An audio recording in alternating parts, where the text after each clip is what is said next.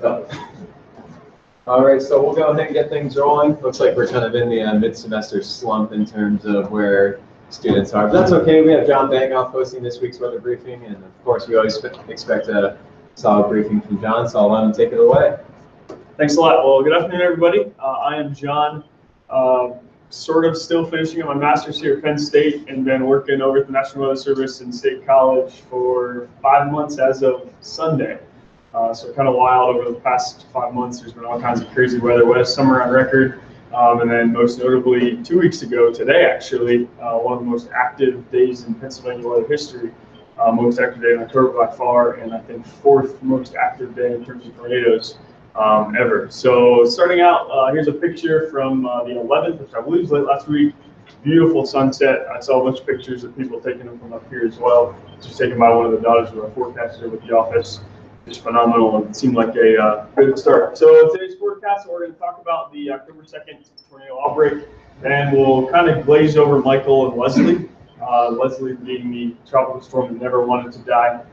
I'll talk about short range forecast and a look ahead. But what I wanted to start out with now, I was going back and looking at some of the past briefings, and Paul Mikolajczyk did sort of the preface to this October 2nd day, and thought we could approach this from the standpoint of the National Weather Service. So kind of take you through our operations, the way the day went, and then the damage surveying and the whole process sort of post severe weather event. So this was the day 3 SPC outlook. This would have been Sunday, I believe September 30th.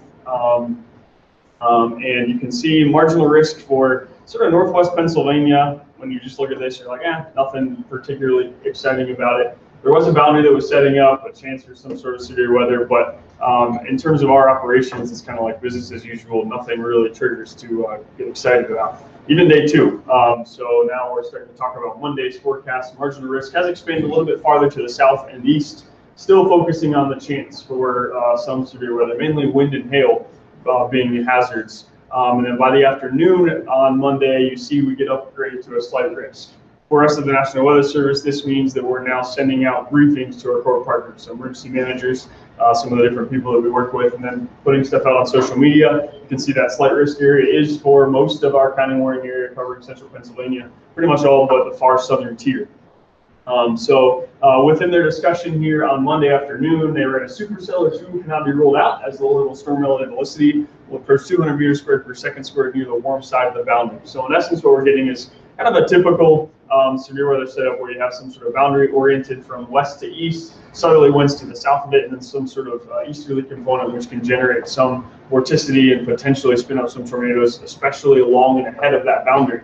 And so now we're starting to talk about, okay, maybe there will be an isolated tornado risk, but still at this point Monday afternoon, we're not really talking too much about it. Certainly mentioning the possibility, but not advertising it as a big concern.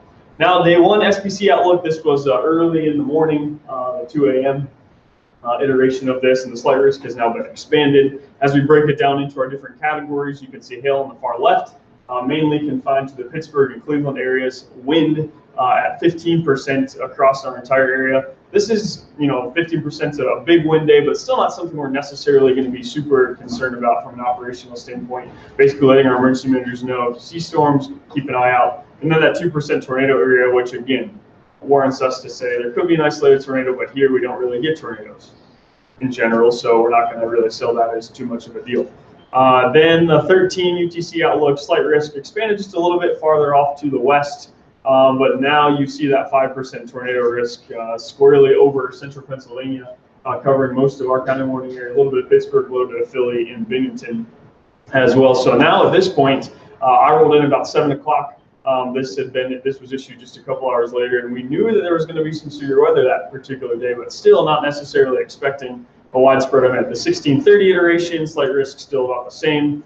Nothing really changes here. You can see the hail moves a little bit farther off to the east here. But again, now we're starting to see 5% tornado risk, and yet Storm Prediction Center, again, did a wonderful job on this event and kind of highlighting the risk areas. But as we read this, possibly a tornado or 2 is the expectation.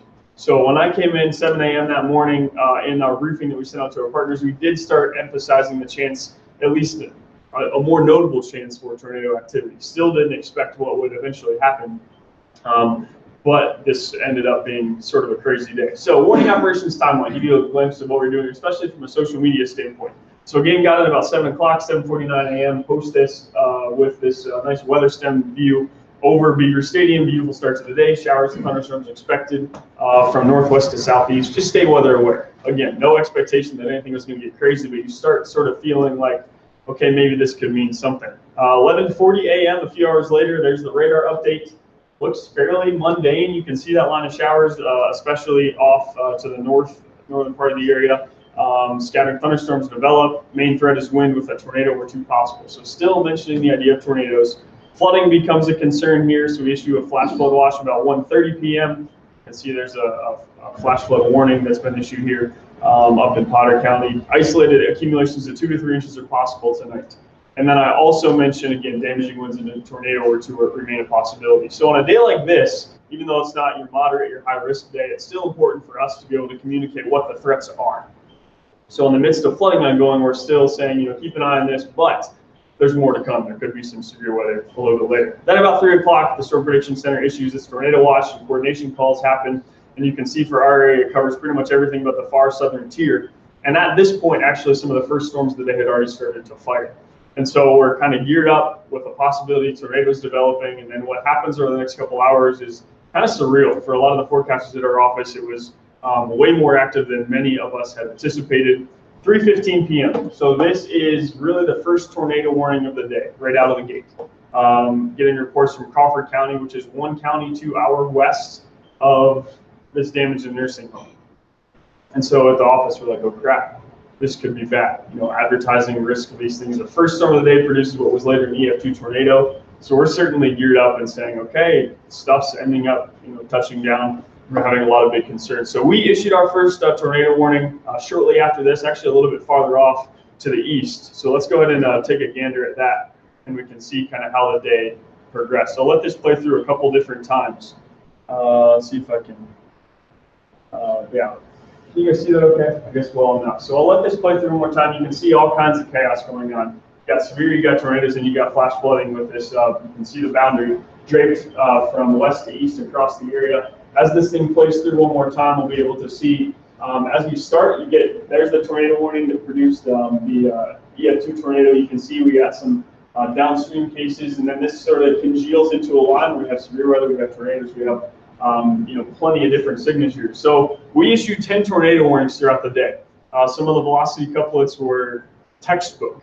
And yet, what we're going to go through now is see some of the difficulties of operationally forecasting these things and understanding some of the confusion of actually what transpired. Here's a loop from radar scope. This was produced an EF2 tornado on the border of Tioga and Lycoming County. So it's this first couplet as it moves through. You can see it down there far to the bottom right through the city of Liberty, and then off to the south and east. And you can see beautiful couplets, nice isolated discrete supercells. And then there's another thing that's spurned. This one did in fact produce an EF2 tornado. So you can see here's the MRMS rotation tracks. Once you get into the reds and whites, that's usually a really good sign that there's a well-defined couplet that's persistent, some sort of mesoscale or mesovortex that does produce a tornado. You can see there on the right, it did have a TDS at one point, even a little bit of evidence of a bounded weak echo region there with this particular tornado. This is a heck of a storm. We saw this video on Facebook as it loads up here. Just textbook. You can see tornado on the ground for a while. This was a guy who was actually in Lycoming County, I believe, looking to the north. And you could see the tornado moving along. It's a little bit difficult to see with the contrast, but there are evidence of multiple vortices potentially on this tornado producing what we later determined to be EF2 damage. So as this event's ongoing, we're seeing the radar, we're issuing warnings, and then verification statistics perhaps weren't great. And yet, talking to a lot of the forecasters, what do? You have evidence of funnels, you have evidence of some tornadoes, and we're continuing to warn on a lot of different things. So now I want to take you through a little bit of the damage assessment process. So I'm going the wrong way here. That's not very helpful. So what we did the next day when we got it, after seeing all these storms, we're kind of identifying, all right, where's their damage? We have some reports, but we're also going back with radar, trying to identify where we're going to head out on surveys. So for this particular tornado, this was the best storm of the day for sure.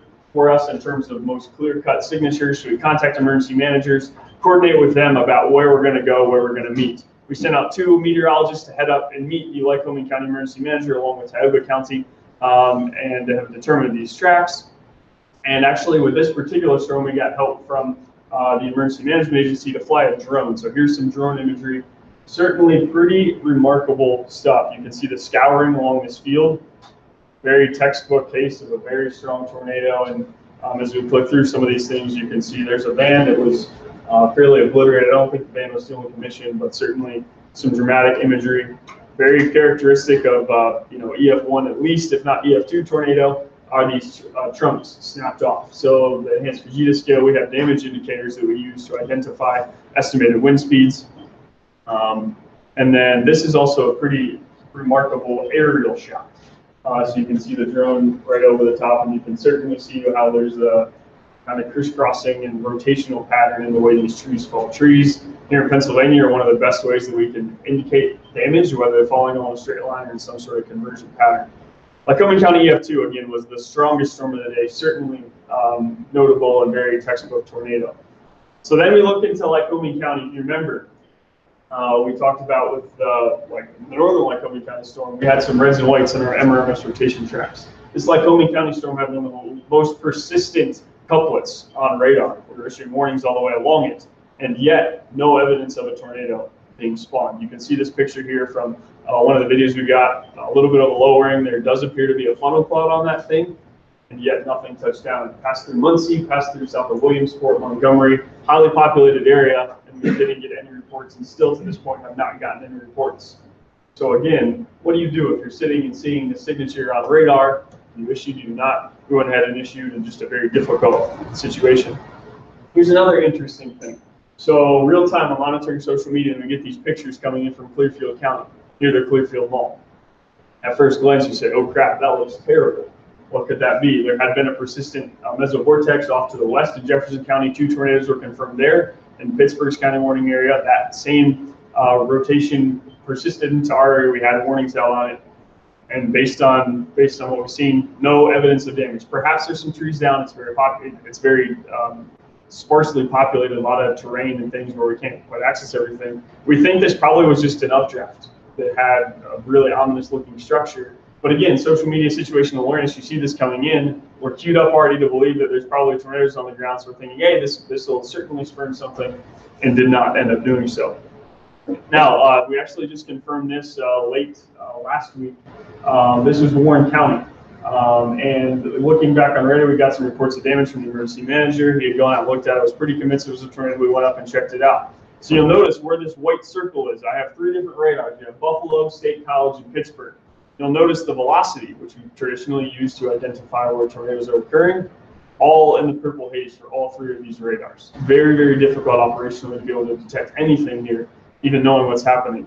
What we can see anecdotally, and I don't want to call this for sure about a weak echo region, but looking back, these are all at the same scan. You can see kind of a lowering and reflectivity at all 3 of these radars. Now, it could be just a coincidence that it's kind of a lowered area between multiple different cells, but this is another operational difficulty for us. When you're looking at velocity predominantly, when it's in the purple haze, we can't see a whole lot up there. So this was a confirmed tornado. We actually just verified one other one yesterday. RMIC went up to Elk County. So in total, I think there were 16 tornadoes in Pennsylvania for October 2nd, which is pretty remarkable in the midst of, again, 2 days before, marginal risk, not expecting a whole lot, and things got nice and crazy. What's up? You don't have the ability to remove the second drop indicator? The what? The second drop, the purple haze. We do not. No, that's not an ability to have just based on kind of range folding and algorithm-wise. We're improving, but we're still having difficulty doing so. And actually, there is a radar operation we can use. It's like VCP 121, but that's usually used just for tropical systems. And that eliminates a lot of the de-aliasing issues and the range folding issues. But in this particular case, we're not in that. So here's some more of the damage pictures from Warren County. You can see some trees oriented in different directions. Trees down in a swath that was almost a mile wide, or sorry, a mile long. A chimney that got knocked over. We will rebuild And then here's a classic convergence pattern. We have a lot of trees kind of coming together, indicative of some sort of convergence associated with the tornado. So that's an overview of the October 2nd day. Very difficult to be able to tell. I mean, on radar, you're looking and seeing all kinds of different stuff. We're continuing to monitor, and I've actually been working with some Civil Air Patrol to fly over to see if we can get any views and perhaps verify and even determine if there are more tornadoes. So nothing at this point, but certainly is a possibility. All right, verification, as I said, 16 tornadoes, I believe 25 across the entire Northeast for that particular day. So verification-wise, Storm Prediction Center identified many of the areas pretty effectively, and quite an impressive day. So that's the October 2nd day. Now we'll talk about Michael, because that did happen between this briefing and the previous one. I'm not going to talk a ton about it because it didn't affect Pennsylvania directly, and I think many people heard about it, but this was my view. This is our AWOX workstation on that morning when it made landfall later that afternoon. Just phenomenal imagery to see radar, to go satellite imagery. I mean, just impeccable to see the beauty and the structure of this particular storm. Was high, about as high of rated category 4 as possible upon landfall, rapidly intensified down to I think 919 millibars or something as it made landfall, and just ridiculous. Regional radar loop is unbelievable. Especially, I was amazed by how long the eye stayed intact. I mean, it gets all the way through Florida and into far southwestern Georgia before it really closes in on itself, and widespread issues caused by this, certainly in terms of damage. Fortunately, a relatively low number of fatalities, I think, is a victory for the National Weather Service and for all meteorologists involved, that communication was so effective. Joining up with emergency managers was such a worthwhile thing. Michael's wake, this tweet from Weather World last week, you can see the void of mesonet sites.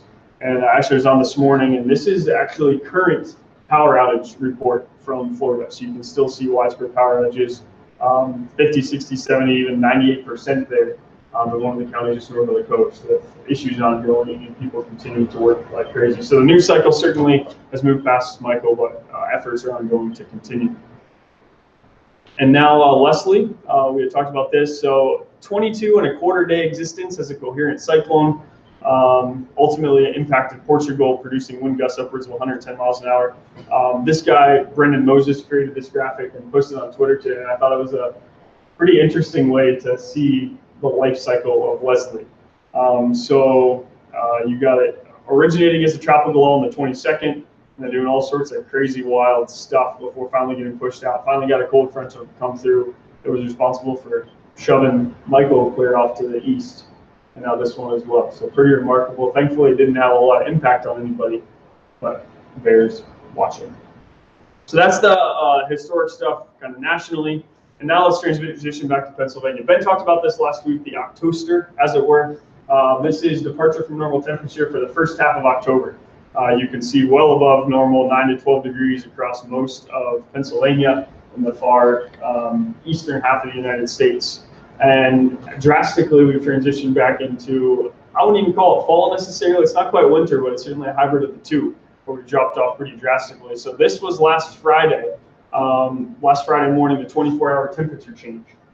So you can see after that cold front pushed through Thursday into Friday, we dropped off dramatically, and had temperature changes over the 24-hour period upwards of 20 to 25 degrees as that front pushed through and put us squarely into this much cooler pattern. Pretty remarkable. So this was a graphic that we just put out at our office this morning, actually.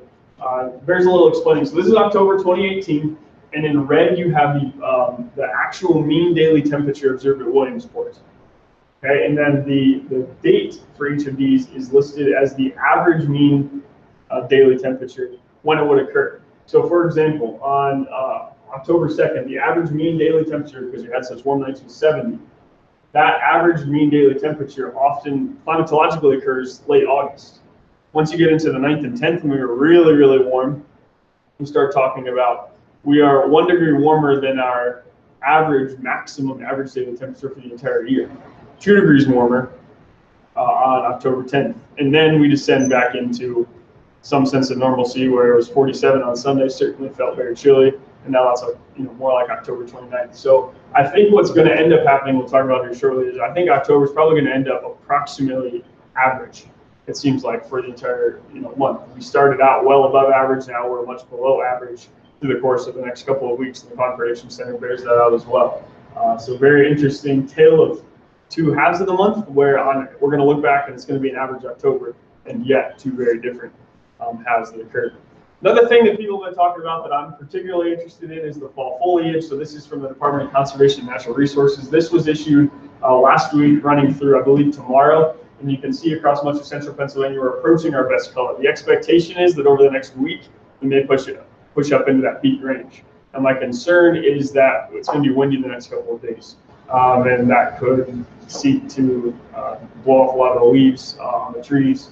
But we'll see. Certainly, areas farther north are going to be in a much better realm for the coming week. So let's now transition back to how we are right now. So this is current temperature anomaly outside. It feels rather chilly here in Pennsylvania. We can feel that. I'm definitely not ready for winter time yet. But you can see down in Texas the big story. Upwards of 30 to 40 degrees below normal for this time of year down there in Texas. So they're bearing a lot of much cooler weather as that cold front pushed through.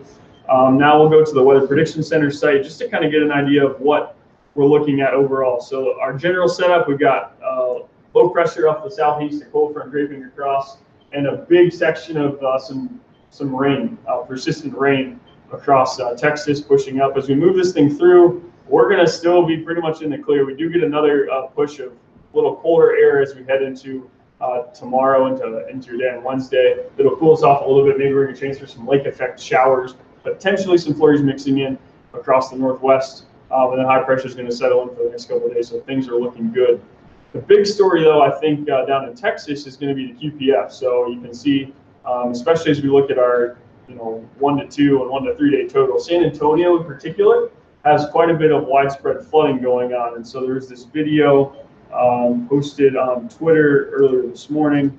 Let me see if I can pull it up.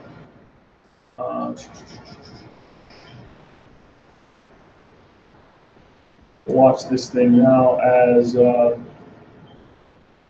a little bit grainy.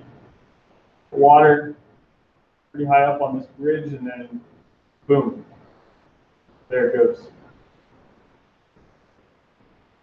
Looking at some of the hydrographs this morning, I didn't put any on here, but we have almost exponential growth curves of these rivers that are blowing up, and it doesn't look like things are going to stop here for the next day or two. So flooding certainly a concern down in Texas. We're, I guess, here at the National Weather Service in St. Cloud, thankful to not be in the epicenter of rain for once, because it's done nothing but rain, it seems like, for months and months. But that's a big story. And then let's talk a little bit about first frost and freeze. I know Ben had mentioned this last week. We're looking at probably our first frost or freeze as we head into Thursday morning. I'm not sure we're going to quite get to freezing. We'll look at some of the lost data in a second here to see. But median date across the north is October 1st. We're coming right into climatological average here across Center County, Blair, and Bedford. And then obviously as you get farther south on this, that pushes a little bit farther off. But I expect first fall freeze to be pretty much climatological average for a lot of these places. We're no longer in this crazy pattern of anomalous weather, perhaps a little bit earlier down in the southeast, but not record-setting by any stretch of the imagination. Now that we've gone through some of that stuff, let's just kind of talk about weather, what we're expecting. So what I want to do first here is talk through just temperature anomaly. I think this gives us a good indication of what we're expecting. So right now, running 10 degrees or so below average. As we click through, you can see that we're going to stay in this below average pattern. One more burst of a little cooler air as we head into Wednesday. Going to drop us down just a little bit, but it looks like over the course of the next several days, even to week and a half, we're going to stay in this cooler pattern where we have high pressure over us, much cooler conditions. As we head into the day on Friday, expecting an increase in some clouds and potentially some rain as we head into the day on Saturday, which is going to warm us up a little bit more to near average. And then heading into the weekend, we could bump a little bit above average on Saturday. Nothing crazy, but then we'll return pretty quickly into a much cooler pattern heading into the early part of next week as another deep trough drops in, bringing us probably some of our coldest air of the year so far, where I would certainly expect by next week, especially Monday morning, for us to be below that freezing mark and having our first hard freeze of the year. So now taking a look at just a big picture here, what are we looking at in terms of precipitation? Still looking here at the GFS, just for a big picture view. Excuse me, blow this thing up again. So across the south, low pressure, some instability. Watching that 540 line in particular, which gives us an indication of, man, well, could we start seeing some of those blue show up in our neck of the woods. Fairly zonal flow right now, and then we'll get a little bit of a burst from a short wave here as we head into the day on Wednesday. This is a little bit laggy because of the screen sharing. You can see on Wednesday, we could see some flakes mix in across far northwest Pennsylvania. I still think the air temperature is going to be a little bit too warm. 850 temps are still not quite dropping low enough for October to be able to produce much in the way of snow. I think liquid will get lofted into much cooler areas, but it's still going to probably stay super cool. And so most of the lake effect activity is going to fall in the form of rain, at least through the part of this week. We could see some flakes mixing in, I guess, Thursday morning, especially over the far northwest regions, some of the higher altitudes where we could see maybe a tenth of an inch of slush or so. That's what we have in our forecast discussion. Then we'll get a little bit of a burst of warmth again, some showers possible. This is now overnight Friday into Saturday. Saturday looks like it could be a little bit messy. Is Penn State home this weekend? No? Okay. Where are they? They are at Indiana. Indiana. Okay, so I guess Indiana could be the same. Fairly brisk northwest winds and potential for some light accumulations. Nothing wild and crazy. You can see the snow is getting ever closer. I'd say upper peninsula of Michigan and lower peninsula could get some snow. Not a ton in the way of accumulation. And then we're going to stay in a relatively cool pattern. I think as we head into Sunday, Sunday's going to be really chilly. Brisk northwest flow. Wind chills probably dropping down into the potentially down into even the 20s in some spots. And as this trough digs in, we're going to be in that pattern here. Maybe a little bit of warmth as we head into next week, relatively so, but still just kind of gross. We'll bump over to the E-wall here. I'm going to go check out the moss just to take a look at our forecast low temperatures. So, okay. Yeah. So tonight, looking at lows dropping down to the 30s in quite a few spots. It's going to be chilly. Clear skies we're expecting on this dome of high pressure. Tomorrow, going to get up into the 60s in far southeast. We're going to struggle to get even out of the 40s in a lot of places for the day tomorrow. Another burst of cooler weather as we head into your day on Thursday is going to make our temperatures fairly low. Some of this moss output has us flirting with that 32-degree mark. So I would say Thursday morning is probably our best chance for that cool. In the short term, Bradford's certainly going to get below freezing as it tends to do, and most places going to get down well into the 30s overnight, Wednesday and Thursday. We'll rebound some, but still, if we look at a couple of these outputs, I think this one's a little bit chilly, but low 40s as the high on Thursday is going to be relatively gross. And then heading into, again, as we get into Friday morning, more of the same. This now has a 32, Square Labor State College, 34, 33. So we're going to be flirting with freezing, a hard freeze as we head into the later part of this week. From a National Weather Service standpoint, I expect by the end of this week that we'll end our frost freeze program for most areas, so we'll no longer issue freeze warnings or frost advisories for a lot of our locations. One other thing that I think is going to be important is when we talk about our conditions heading forward is going to be our wind chill. Let me just zoom in here on Pennsylvania, actually. Gusty winds are expected behind both of these little iterations as we head into Thursday and then early next week. There we go. So heading into Wednesday morning, we're looking at 20s in quite a few places, 30s elsewhere. And then as we get the real effect of the wind, you're talking 20-degree wind chills heading into Thursday morning. So brisk northwest wind gusts 20 to 30 miles an hour possible. Winter will feel like it has certainly arrived, and then heading into the later part of next week again, Sunday morning, Monday morning, and then we'll warm up a little bit. But I think wind chill is going to be a big concern. Let me just double check here. I think that pretty much wraps up. This is another plot I wanted to show.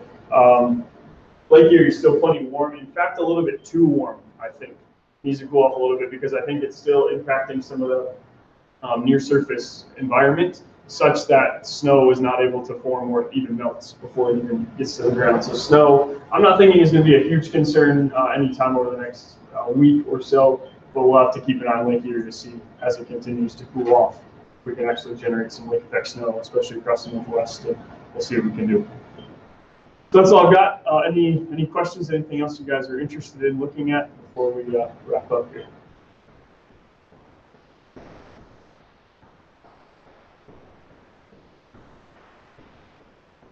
Any comments, questions? All right, thanks, John. Yep, thanks, guys. And next week's speaker is to be determined, so keep an eye out for emails.